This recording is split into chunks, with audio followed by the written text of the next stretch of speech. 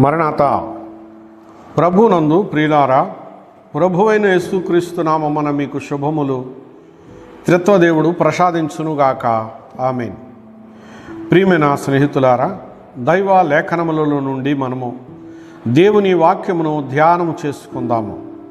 ప్రియులారా, యెషయా గ్రంథం 40వ అధ్యాయము 25వ వచనాన్ని మనము పరిశీలన చేసి ధ్యానం చేసినట్లయితే, నీతో యుద్ధము చేయువారితో నేనే యుద్ధము చేసేదను, నీ పిల్లలను నేనే రక్షించేదను అని ప్రభు అయినటువంటి దేవుడు యెషయా ద్వారా మాట్లాడుతూ ఉన్నారు. ఆ కాలమందు ఉన్న దైవ జనాంగంతో ఆయన మాట్లాడుతున్నారు. ఒక్క మనిషితో మాట్లాడినట్లుగా దేవుడు మాట్లాడుతూ ఉన్నారు. ప్రియమైనటువంటి స్నేహితులారా, దేవుని బిడ్డలైన వారిని దేవుడే కాపాడాలి. దేవుని ప్రతిరూపాలను దేవుడే కాపాడాలి. గనుక కాపాడే పని మీద ఉన్న దేవుడు అలక్ష్యము చేసేవాడు కాడు, అశ్రద్ధగా ఉండేవాడు కాడు. తన పిల్లల పట్ల తల్లి ఎంతో శ్రద్ధాశక్తులు చూపిస్తూ ఉంటుంది. వాళ్ళని పెంచి పెద్ద చేయడంలో, వాళ్ళని ప్రయోజకులుగా చేయడంలో తల్లి ముందడుగు వేస్తూ బిడ్డల పట్ల ఎంతో ఆప్యాయత చూపిస్తుంది. అలాంటి తల్లి నిన్ను మర్చిపోవచ్చునేమో, కానీ నేను నిన్ను మరువని అంటున్నాడు ఆయన. నీ తండ్రి నిన్ను మరువచ్చునేమో, కానీ నేను నిన్ను మరువని అంటున్నారు ఆయన. అంటే మరుపురాని ప్రేమను ప్రభువారు మనందరి ఎడలా చూపిస్తూ ఉన్నారు. ఎందుకనగా మనందరము దేవుని పోలికలో ఉన్నాము. దేవుని పోలికలో ఉన్నటువంటి దేవుని బిడ్డలమైనటువంటి మన నిమిత్తమై దైవ విరోధి అయినటువంటి అపవాది ఆయన పోలికలో ఉన్నటువంటి మనలను శోధించటానికి, వేధించటానికి మార్గాలను వెతుకుతూ ఉన్నాడన్న సంగతి దేవునికి తెలుసు. కనుక దేవునిని ఏమీ చేయలేక దేవుని పోలికలో ఉన్నటువంటి మన మీద కక్ష సాధింపు చర్యలు చేస్తూ నశింప చేయడానికి ఎన్నో యత్నాలు చేస్తూ ఉన్నాడు.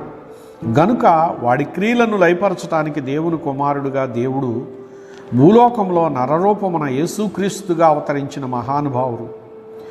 ప్రియమైనటువంటి దేవుని పిల్లలారా, అందుకే ఆయన అంటూ ఉన్నారు కదా, నీతో యుద్ధము చేయువారితో నేనే యుద్ధము చేసేదను అంటూ ఉన్నారు.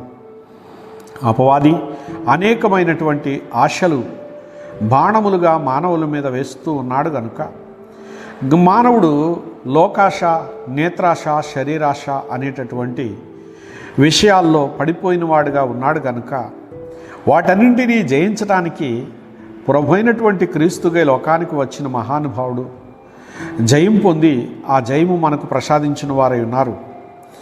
మనలను విమోచించటం కోసం, మన పిల్లలను విమోచింప చేయడం కోసం, కాచి కాపాడటం కోసం, తరతరాలు వృద్ధినివ్వడం కోసం, పరలోక వాస్తవులుగా నడిపించడం కోసం ఆయన ఒక మహాయజ్ఞాన్ని ఆచరించి దాన్ని పరిపూర్ణంగా గావించాడు.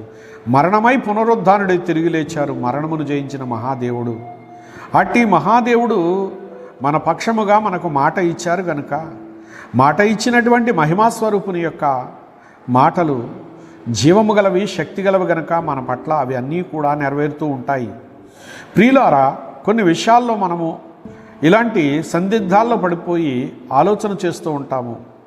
మనలను ప్రతి విధమైనటువంటి సందిగ్ధముల నుండి, సమస్యల నుంచి విడిపించి మన కుటుంబాలను చక్కపరుస్తూ పరిశుద్ధులకు ప్రభు ఎన్ని బాధలున్నా, ఎన్ని శోధనలున్నా వాటిని జయించే ధైర్యాన్ని ప్రసాదిస్తూ ఉంటాడు.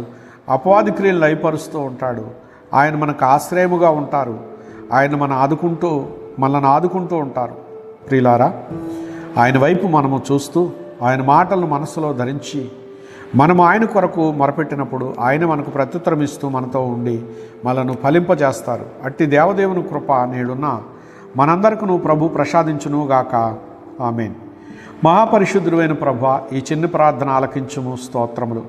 ఇదిగో తండ్రి, నీతో యుద్ధము చేయు వారితో నేను యుద్ధము చేయదునన్నావు ప్రభువా. స్తోత్రములు. నీ పిల్లలను నేనే రక్షించదును అని సెలవిచ్చావు తండ్రి. స్తోత్రములు. నీవు రక్షించే దేవుడు, మా పక్షము యుద్ధము చేయ దేవుడు అయినావు. స్తోత్రములు ప్రభువా. దేవాదేవా, ఆనాడు నీ భక్తులైనటువంటి వారి విషయంలో ప్రభువా నాయన నీవే పనిబూనుకుని ప్రభువా నా తండ్రి వారిని నడిపించావు, కనబడ్డావు, మాట్లాడావు, ఆలోచన ఇచ్చావు, ఆదుకున్నావు. అట్లే నేడు నా ప్రభువా విశ్వసించు ప్రతి వారికి సహాయం చేయ ప్రభువా. నమ్ముట నీ వలనైతే నమ్మువారికి సమస్తము సాధ్యమన్నావు కదా. అలాగూ నమ్మి నీ యొద్ద పొందుకుని వద్దెలు భాగ్యవంతులుగా నీ ప్రతిరూపములో ఉన్నటువంటి ప్రతి ఒక్కరికి ప్రసాదించుమని యేసువారి పుణ్యనామను సమర్పించి వేడుకుంటున్నాను పరమ తండ్రి. ఆమెన్. పరమదేవుని కృప మనందరికీ తోడే నడిపించుగాక. ఆమెన్. మరణాథ.